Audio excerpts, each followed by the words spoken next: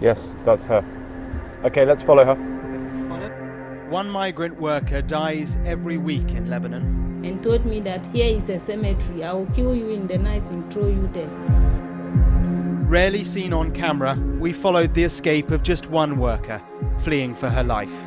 The kafala system is modern-day slavery. There's no two ways about it. It looks like such an ordinary moment, but it's far from that. Okay, let's follow her. Okay. Go, go, go.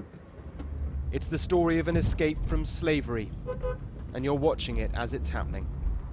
Sarah, 26, from Ghana, is stuck in Lebanon.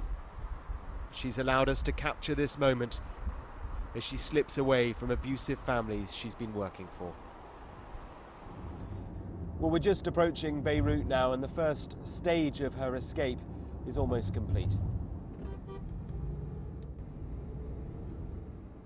In a suburb, she's met by another Ghanaian woman who escaped a similar ordeal a few months ago. Our introduction is brief and filmed discreetly. How are you doing? Okay? Cameras here will rouse suspicion. How are you feeling? I have to take it like that, whether I'm feeling good or not. You're feeling good? Yeah. Okay. Well, we'll go inside and we'll have a chat inside. I came to Lebanon to work and get money. I work with some woman, the one who bring me in Lebanon. First day, when I came there, he received me good with the husband. They were good to me. Only 1 week they change. If you do any mistake, she will use her shoes to be beating you. So there, the lashes was too much for me. I ran. I'm sorry, so they hit you with shoes? Yes. You will sleep, you will not sleep early. If she is coming to wake you up, she use her shoes to wake me up. So I decided to run. I ran from the house. Sarah is not her real name. We've changed it at her request to protect her from reprisals. She's a victim of a system called kafala, Arabic for sponsorship. Migrants encouraged to the Middle East for work, but with no rights at all. Their agents control their lives and their destiny. So you managed to escape from that first family? Yes. So I went to another different family from my office they give me some woman. I went there to work too. There were sexual harassment. It's too much. One of my madam's brother, he want to sleep with me. He told me that this is $20. Take and let me spend my night with you. I said, no, I didn't came here because of sex and money. The next day he came. I was in the bathroom scribing. He came with naked. He didn't wear anything. He hold knife and do me like this and tell me, do you know this? I said knife. So he put it on my neck and told me that if you don't know and you tell my sister, I'll kill you. Here is a cemetery. I will kill you in the night and throw you there. No one will know that it's me.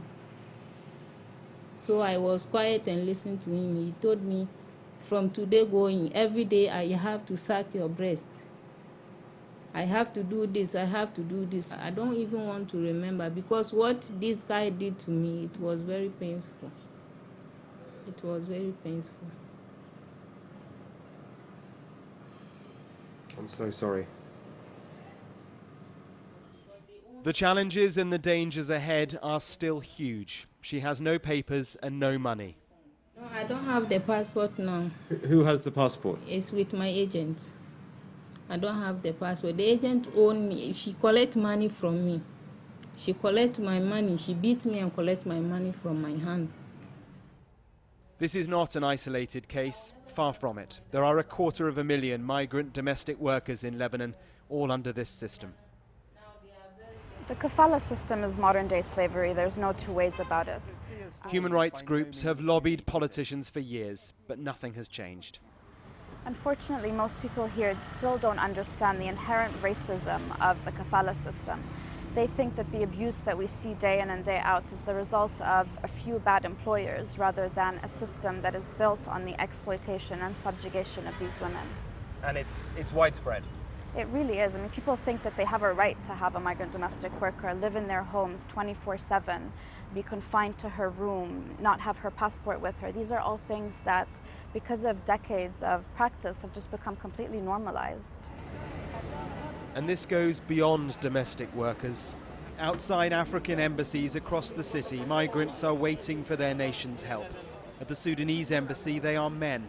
Lebanon's economy is collapsing. And so these laborers have literally been dumped by their employers. They take us as slaves. Even I use myself, they take me as a slave. There are many people who is arranging themselves to come. They shouldn't come, because this journey is do and die. It's very, very serious case. They shouldn't come. The Lebanese government has in the past acknowledged that the system needs reforms, but they've yet to be implemented. Our requests for an interview have not been met. The charity who helped Sarah escape will now work with Ghana's embassy to try to get her and so many others like her home. Mark Stone, Sky News in Lebanon.